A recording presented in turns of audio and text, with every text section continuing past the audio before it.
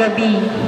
Nagtatrabaho si Mang Ambo at gaya ng kanyang pangkaraniwang ginagawa, siya ay nagdadrive sa may paligid ng Quezon City. Pero dahil may isang milagrosong puno na malapit sa lugar ng kanyang ruta, hindi maiwasan ni Mang Ambo na kahit paano ay tumingin-tingin sa puno ng balete na bali-balita ay may mga kakaibang nilalang na lumilitaw. Isang gabi,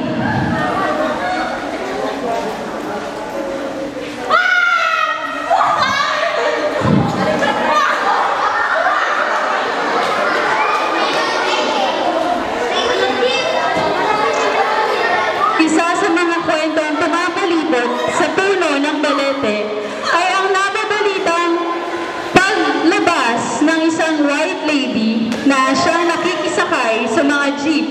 At pag alam ng driver na white lady yung na kanyang nakasakay, siya ay matatakot at syempre aalis. Sa puno ng balete, maraming kwento ng kababalaghan ang umiikot.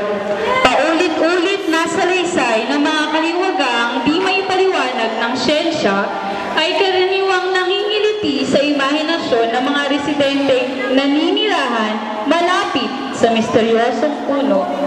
Isa sa mga kwentong kinagigiliwang ibahagi ng mga taga-roon ay ang karanasan ng isang tinatang na bigyan ng pagkakataong makausap ang mga diwata at makapagbalik pa roon sa tahanan ng mga nasabing nilalang.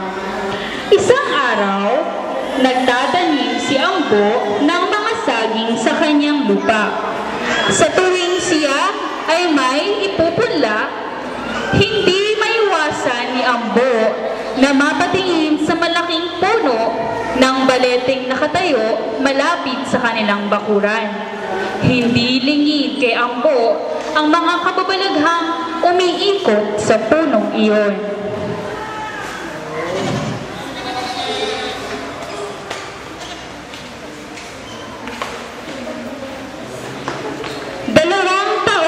Nagdaan. Binalikan ni Ambo ang mga puno niya ng saging upang sila ay anihin. Nasasabik niyang nilakad ang kanilang bakuran, ngunit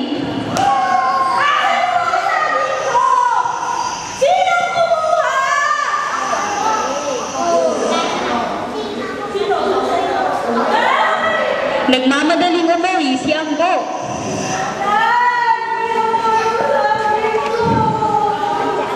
Ano?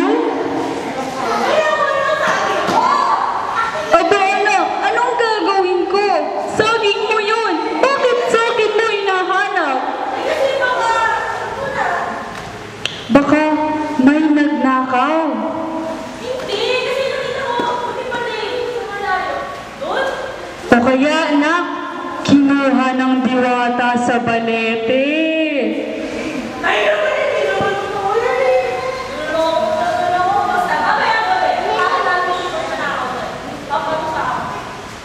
Matapos maghapunan, nagpunta si Ambo sa kanyang taniman at nagtago sa likod ng mga halaman. Hindi nagtagal,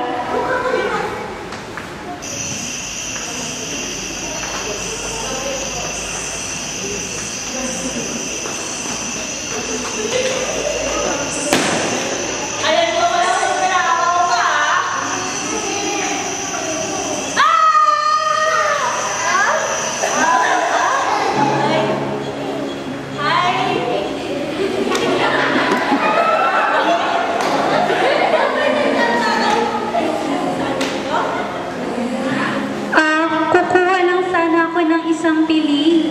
Ngayon na alam ko na kung sino ang may-ari. Gusto ko sanang humingi ng permiso.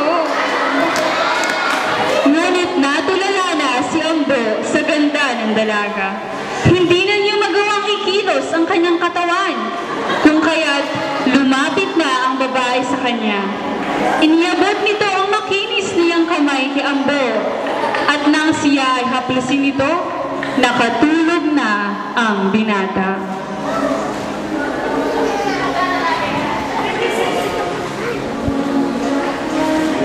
Nang magising si Ambo, laking gulat niya na wala na ang kanyang taniman.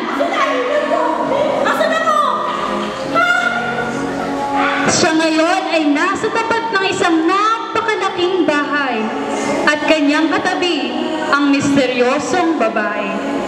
Rinig na rinig ni Ambo ang tawanan sa loob ng malapalasyong bahay.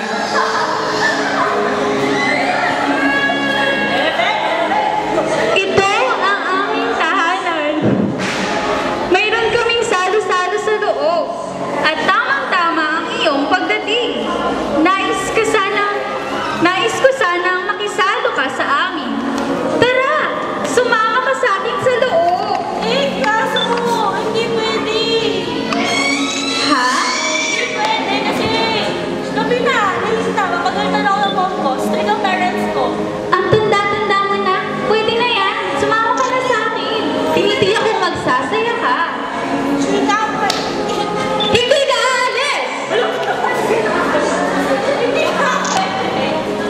Muling lumapit ang dalaga kay Ambo at hinawakan ang mga kamay nito.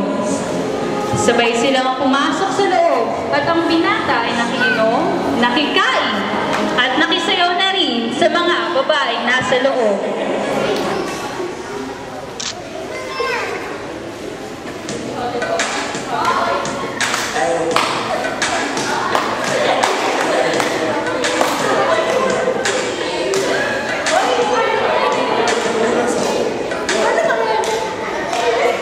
Hindi nagtagal, nilapitan siyang muli ng magandang babae. Huwag ka na umalis, Ambo.